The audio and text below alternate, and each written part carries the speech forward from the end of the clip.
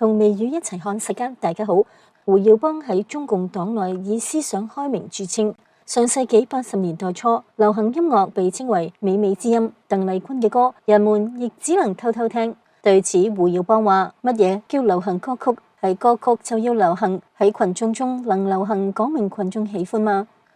有民眾寫信俾佢，建議開放天安門城樓供民眾參觀，佢亦覺得有道理，就推動咗天安門城樓嘅開放。佢亦都係第一個在外事活動中穿西裝嘅中共黨魁。喺中組部嘅時候，佢主張幫全部右派平反。有人質疑，咁會唔會係太多啊？佢當即反問話：當年肯找右派嘅時候，點解唔嫌多呢？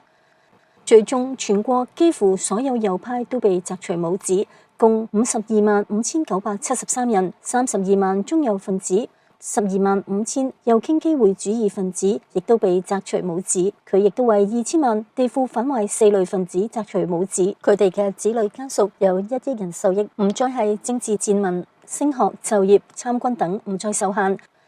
我哋唔係要歌頌胡耀邦，但係喺中共黨內，胡耀邦佢的確係顯得同其他黨魁好唔同。佢仲鼓勵出版自由、思想自由。1979年喺佢嘅支持下，三聯書店創辦咗讀書雜誌，發刊詞即提出讀書無禁區。好多世界名著嘅出版，亦都係佢親自批准㗎。除咗呢一啲，胡耀邦仲講過一句更加令人震驚嘅説話，係乜嘢呢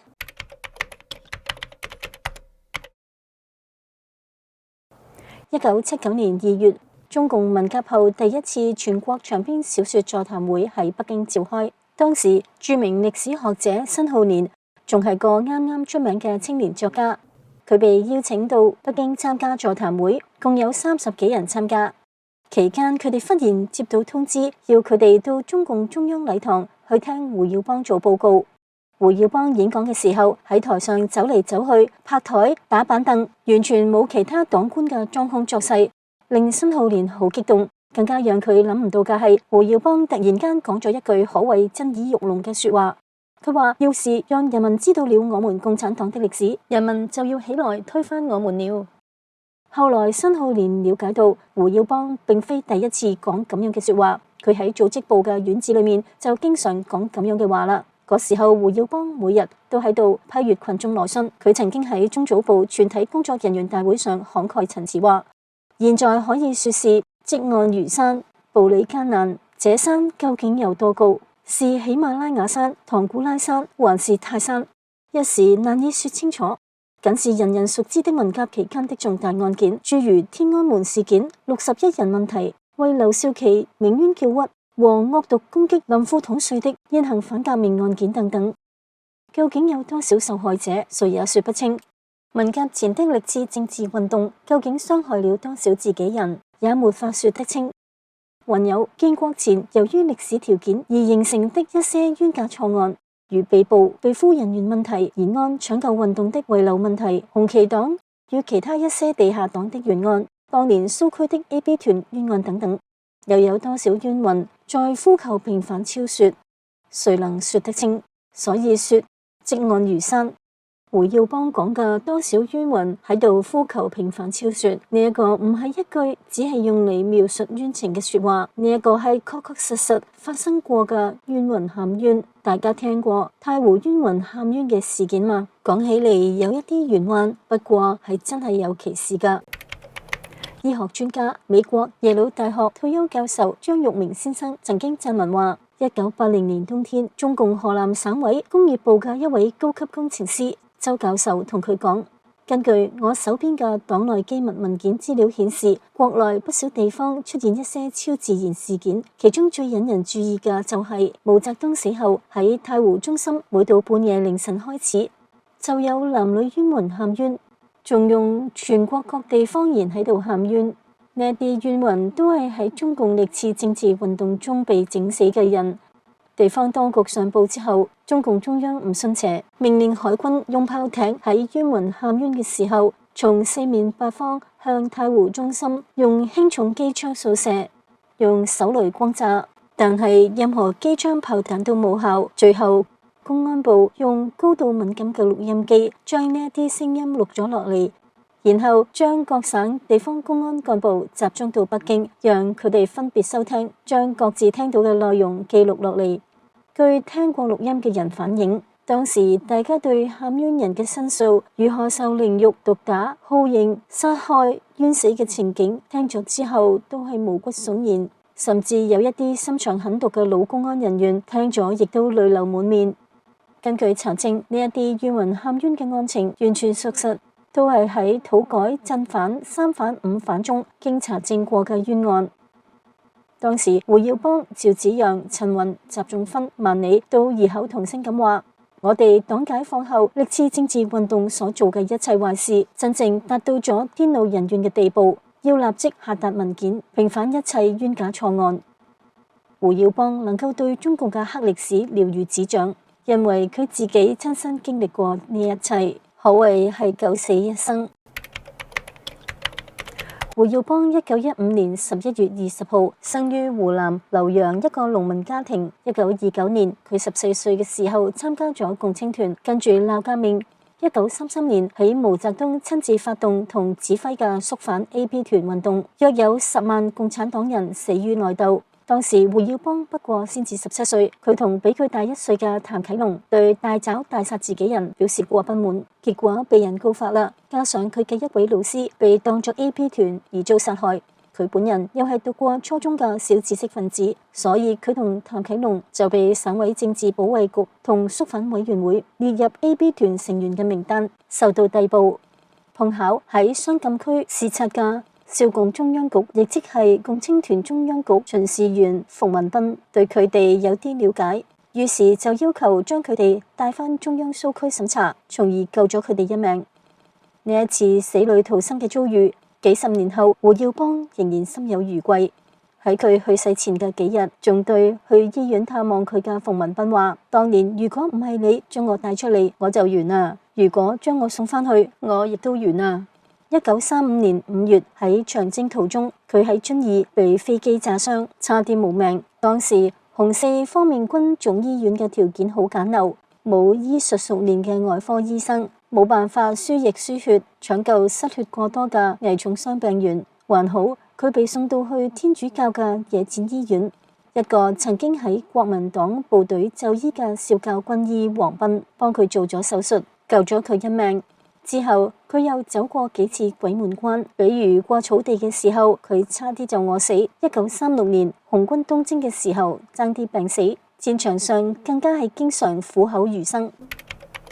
1964年底，胡耀邦奉調兼任中共西北區第2書記、陝西省委第1書記。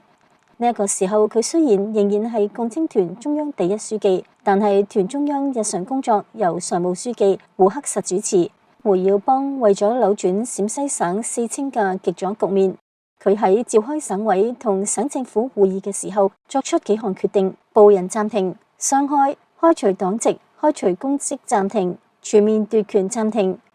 省地縣3級抽調幹部到農村基層領導生產，向國務院申請減輕糧食徵購任務，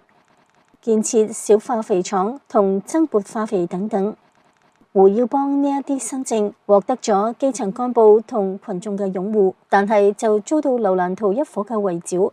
劉蘭圖係西北局第1書記，佢對胡耀邦有睇法，就背住佢反映到北京，用中央同西北局嘅名義嚟壓制佢，迫使胡喺中共陝西省委同各種會議上作出多次檢討。有一次經過6日嘅批鬥同公開檢討，胡耀邦被整垮啦，以致生命垂危。即使喺醫院救治嘅過程中，佢仍然要趴喺病床上痛苦咁寫住關於陝西工作的自我檢討。喺佢做過6次檢討之後，仲過唔到關嘅最困難時刻，到陝西視察軍事工作嘅葉劍英要求將佢帶回北京，佢咁樣先至逃過一劫。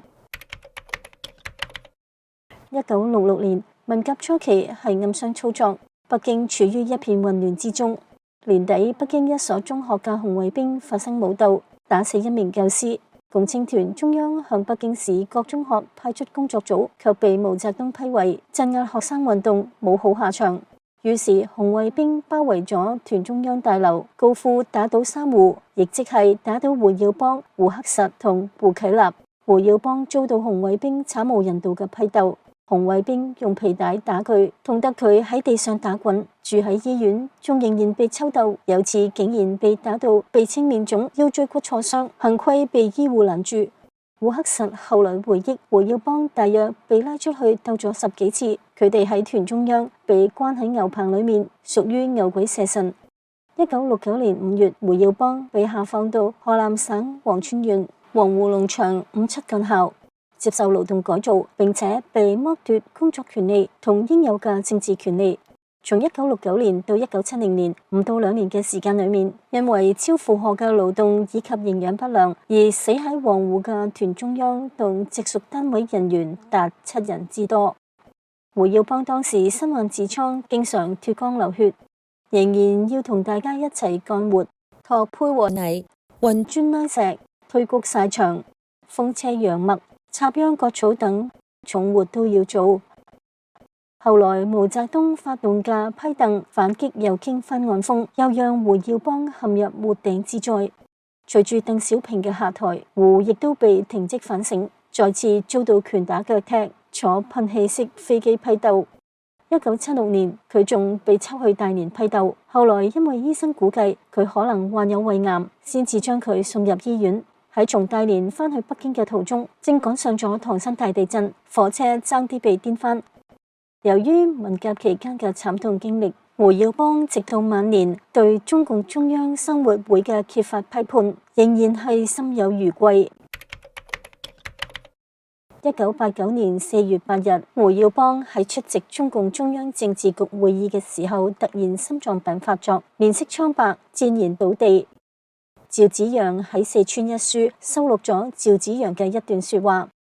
耀邦同志發心臟病嘅時候，正在開政治局會議，會前佢感冒啦。嗰日我見佢精神好唔安定，一會兒動一會兒動，又出汗，就問佢係唔係心臟唔好，佢話仲係感冒，仲未好。過咗一陣，佢面色亦都變啦，我就諗到可能係心臟病，就問大家邊個帶咗硝酸甘油，都未開口。我冇心臟病，乜嘢病都冇，平時亦都帶咗硝酸甘油，但嗰日冇帶。江澤民同志嗰時係上海市委書記，佢帶咗，開始冇出聲，大概係諗人哋會話佢，你冇心臟病帶硝酸甘油做咩啊？後來我又問佢，話佢帶咗，馬上俾耀邦同志食。